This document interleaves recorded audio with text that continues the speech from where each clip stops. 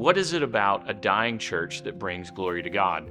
See, after 10 years of doing ministry amongst youth and college students and missions, I had plenty of friends in seminary that went to dying churches to pastor, but none of them on purpose.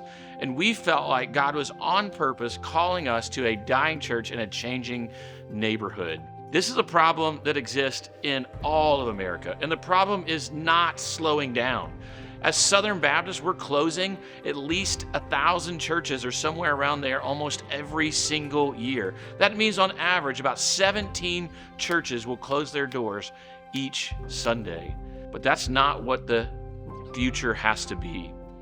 We believe at the Replant team that Jesus has a plan for every single church. If God's calling you to church renewal as a revitalization pastor or a replanting pastor, one of the things that I think you have to understand is leading church renewal is maybe just as much, if not more, about your own sanctification than it is renewing the church. Here's one of the realities I had to learn the hard way. I'm going to be real honest with you. When we moved to this church that God called us to replant, my wife and I, honestly, we thought we were the solution.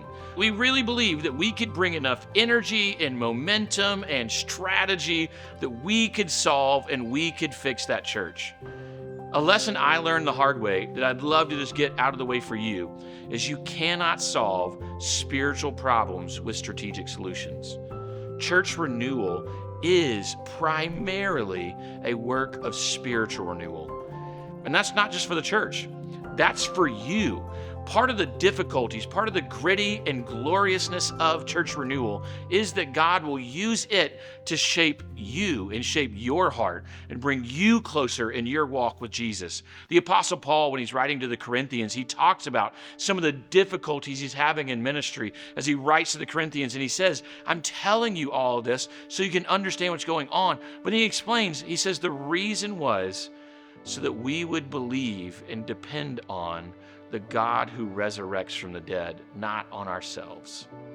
God can raise dying churches. We get to be a part of God reclaiming His glory in dying churches. And man, this matters. If we don't do this, the numbers of closures will just continue to climb. And churches are dying in neighborhoods that need the gospel. They're dying in communities that need a vibrant gospel outpost. So, has God called you to be a part of this? Now, you may be asking, what is the difference between church revitalization and church replanting? Those all fall under the umbrella of what we would call church renewal, bringing newness and new life and new breath and new energy and new vibrancy into a church that has been struggling.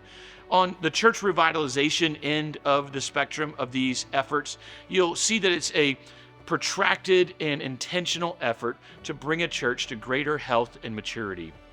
That's mostly done internally with little outside intervention or help.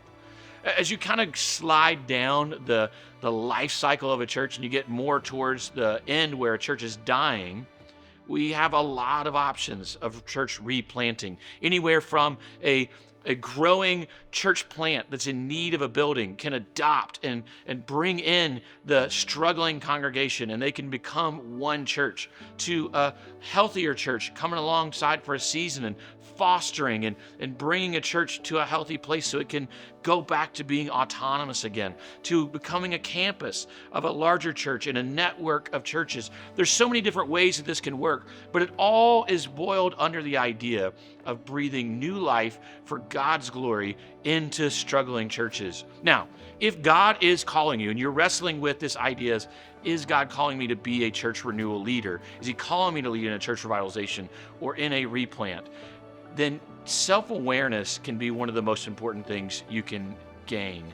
You can gain that several different ways. One, you need to talk to mentors. You need to talk to people who know you. If you don't have mentors, then you should collect mentors like baseball cards. You need mentors that can sit in front of you, speak into your life, observe your ministry, challenge you, question you. You also need some dead mentors. You need some people that you can read and you can learn from what they've done, and you need constantly to grow. Romans chapter 12 talks about that we should have a sober assessment, a sober judgment, and not think too highly of ourselves.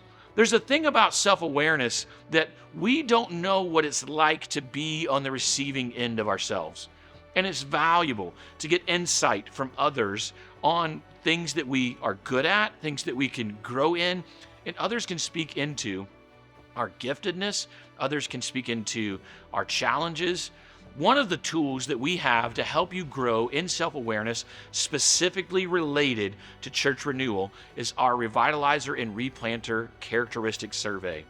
If you'll take that on our website, it's going to give you a 1 to 5 score on each of the 13 characteristics that we have identified through research, help you be an effective renewal leader. That's going to include things like being a visionary shepherd.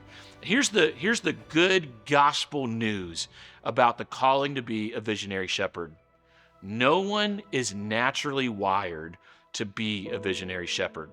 A lot of us lean either towards being called to be kind of that visionary, hard driving side of things, or that gentle, steady shepherd.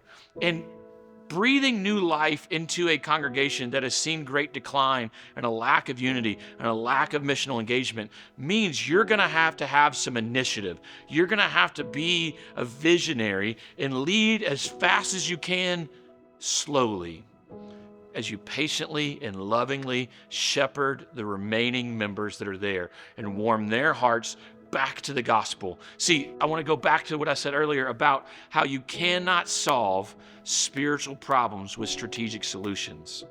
We've got to see their hearts change. As their hearts change, what we'll see is their willingness to re-engage or engage for the first time in the mission of the gospel, of the Great Commission, will become more likely. And then we can start really moving with things. But you've got to start with prayer. None of this is something that we do on our own, in our own wisdom. Proverbs chapter 3 says, lean not on your own understanding. See, I thought when I started in a replant that I was the solution. I thought that with my energy, I could solve the problems. What I realized is that I could be like the laborers that labor in vain that it talks about in Psalms. I could be like the watchmen that watch in vain. If it's not a work of the Lord, then it's in vain. And so we have to start with our own renewal. We have to start with our own hearts. Proverbs 4 says that we should keep watch of our hearts with vigilance, for from it flow the springs of life. The heart is the greatest tool you have as a minister. So guard your heart. Start with prayer. Collect mentors. Get insight. Grow in your self-awareness. And then maybe you are being called to join in what's become a movement of reclaiming God's glory in struggling churches. See, I led a lot of momentum initially just through energy in the church that God called me to replant. But I came to a moment where that wasn't enough. And as things started to fall apart, I'll be honest, I had a little bit of an Elijah moment, kind of post the prophets of Baal. He's up in the mountain and he's just crying, woe is me, I'm the only one. And it was at that moment that somebody handed me Reclaiming Glory, a book about a story that started right where I'm standing, in a church that's now a vibrant mission center for this community, where people are being discipled and prepared for ministry, and the church is vibrant again. Listen, we can shine brighter the gospel light of God's glory in dying churches, in neighborhoods that need the gospel. Would you pray about if God is calling you to be a church renewal leader?